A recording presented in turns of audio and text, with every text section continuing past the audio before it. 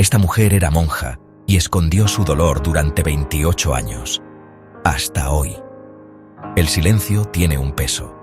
No es solo la ausencia de palabras, sino la presencia constante de pensamientos no dichos, de emociones que se esconden en lo más profundo del alma.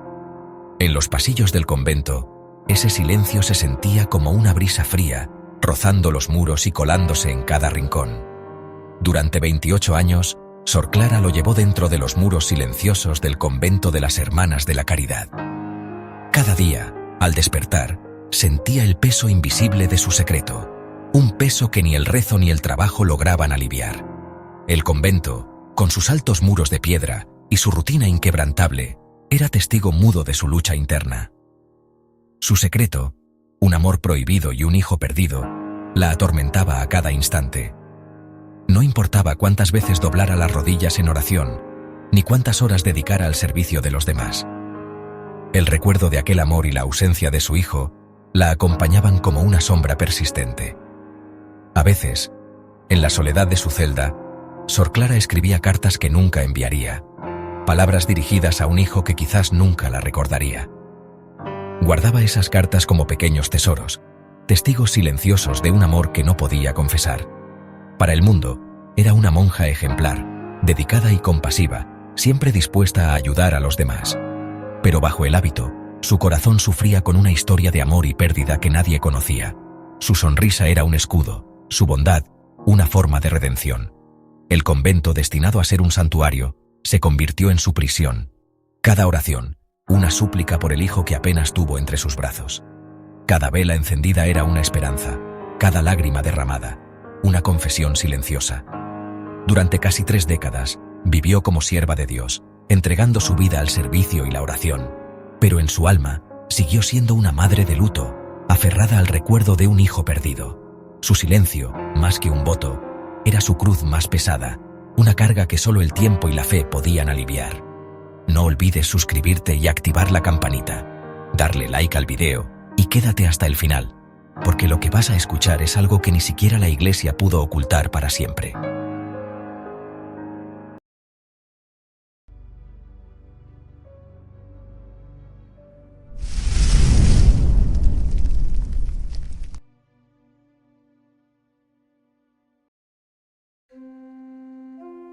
Clara nació en 1946, en una España marcada por las cicatrices de la guerra civil y el peso de la dictadura de Franco. Era una época en la que la vida de las mujeres estaba cuidadosamente vigilada y cualquier desviación de la norma era castigada con dureza. En cada rincón, la tradición y la Iglesia dictaban las reglas. Las calles de Madrid estaban llenas de procesiones religiosas y la fe católica impregnaba cada aspecto de la vida cotidiana. Las mujeres, en particular, debían ser ejemplos de virtud y obediencia. Su madre, profundamente religiosa, soñaba con un destino seguro para Clara: el convento. Veía en la vida monástica la única forma de proteger a su hija de los peligros del mundo y de asegurar su salvación. Pero Clara, desde pequeña, sentía una inquietud en el corazón. Anhelaba algo más que rezos y obediencia. Soñaba con el amor, con la libertad de elegir su propio destino y con descubrir el mundo más allá de los muros de su hogar. En la bulliciosa Madrid de los años 60, conoció a Julián, un joven seminarista. Sus encuentros eran breves y furtivos, llenos de miradas cómplices y palabras susurradas, pues sabían que su amor era imposible bajo las estrictas reglas de la época. A pesar de los riesgos, su amor floreció en secreto, frágil y prohibido. Cada momento juntos era un acto de valentía, un desafío silencioso a la autoridad y a la moral impuesta. Pero la felicidad fue efímera. Cuando Clara se quedó embarazada, su mundo se derrumbó. El miedo y la vergüenza la envolvieron, sabiendo que su secreto pronto sería imposible de ocultar. La reacción de su madre fue inmediata y furiosa. Para ella, la única solución era el encierro. Clara sería enviada al convento, y el hijo que llevaba en su vientre le sería arrebatado nada más nacer. Así, la vida que Clara había soñado terminó antes de comenzar. Sus esperanzas y deseos se desvanecieron, reemplazados por la soledad y el arrepentimiento. El convento no fue para ella una vocación, sino una condena impuesta por la vergüenza y el miedo al qué dirán. Allí, cada día era un recordatorio de lo que había perdido, Su hijo, Ignacio, se convirtió en el símbolo viviente de su pecado, un niño al que nunca se le permitiría abrazar ni ver crecer. Para Clara, la maternidad fue un sueño robado, y su historia, una de tantas silenciadas por la represión de una época.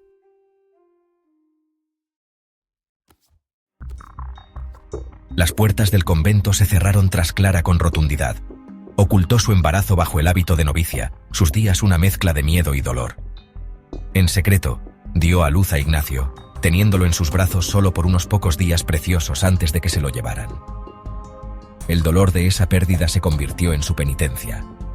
Hizo sus votos finales, no por devoción, sino como una expiación de por vida.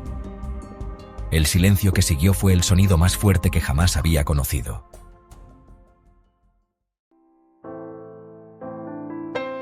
Durante 28 años, la vida de Clara fue medida por la campana del convento. Derramó su amor cuidando a los enfermos, su dolor oculto tras manos suaves y un rostro sereno. Solo una fotografía gastada de Ignacio, escondida en su Biblia, la conectaba con su hijo perdido. Nunca habló de él, enterrando su dolor bajo capas de oración y rutina. Sin embargo, su amor por él se profundizó, transformándose en un dolor silencioso.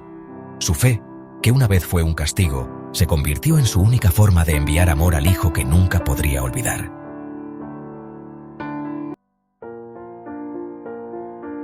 En la primavera de 1995, el convento bullía con la noticia de la visita del nuevo obispo auxiliar, Ignacio.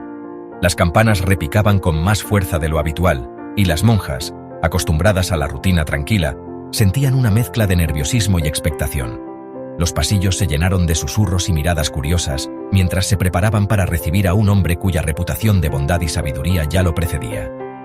Para muchas, era solo una visita más, pero para Clara, la llegada de Ignacio marcaría el inicio de un cambio profundo y personal.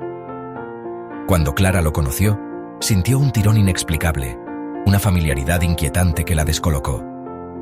No era solo la presencia imponente del obispo, ni su voz serena, sino algo más profundo, casi visceral. Sus ojos, oscuros y atentos, parecían buscar respuestas en el rostro de Clara, como si ambos compartieran un secreto que ninguno se atrevía a pronunciar. Durante su conversación, Ignacio reveló que era adoptado y habló de un sueño recurrente. Una mujer de blanco, con el rostro oculto, abrazándolo en la penumbra de una habitación desconocida. Confesó que ese sueño lo había acompañado desde la infancia, llenándolo de preguntas sin respuesta. Clara escuchaba en silencio, sintiendo cómo cada palabra removía recuerdos que creía enterrados para siempre. Cada palabra golpeó el corazón de Clara. Adoptado, el sueño, su nombre. Las piezas encajaron en su mente con una claridad dolorosa. Recordó noches de insomnio, rezos silenciosos y la promesa de guardar un secreto que la había marcado de por vida. Ahora, frente a Ignacio, sentía que el pasado regresaba con fuerza, exigiendo ser enfrentado. ¿Podría ser este su hijo? La pregunta la sacudió hasta lo más profundo. Durante años, había imaginado este momento, pero nunca creyó que llegaría de forma tan repentina y desconcertante.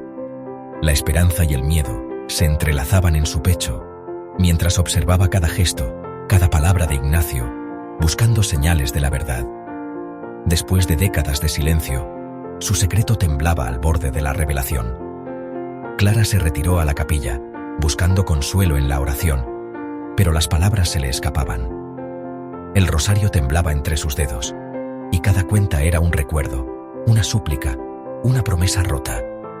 Sabía que, tarde o temprano, tendría que enfrentar la verdad y decidir si estaba lista para confesarlo todo. El momento que tanto había temido como rezado estaba, de repente, imposiblemente al alcance de la mano. Entre lágrimas y esperanza, Clara comprendió que el destino le ofrecía una segunda oportunidad, la de sanar viejas heridas y quizás reencontrarse con el hijo que nunca dejó de amar.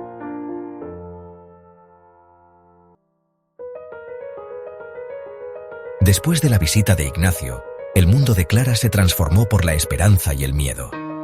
Se angustiaba sobre si revelar la verdad, dividida entre protegerlo y su desesperada necesidad de conectar.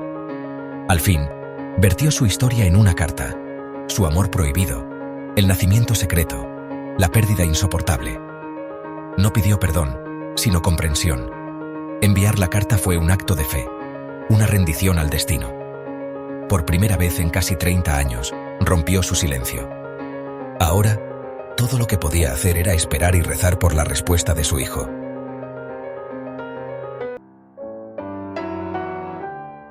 Los días que siguieron fueron una agonía para Clara, cada momento estirado por la esperanza y el temor. Entonces, Ignacio regresó, sin ceremonia, solo con una tranquila urgencia. En la capilla, sostenía su carta, con los ojos llenos de lágrimas. ¿Es verdad?, preguntó. Clara asintió, sus propias lágrimas cayendo. Las paredes alrededor de su corazón se desmoronaron cuando Ignacio se adelantó y la abrazó. En ese momento, décadas de dolor se disolvieron. Ya no eran monja y obispo, sino madre e hijo. Madre, susurró, y la palabra curó heridas que nunca se habían cerrado. En el silencio de la capilla, una familia se completó por fin.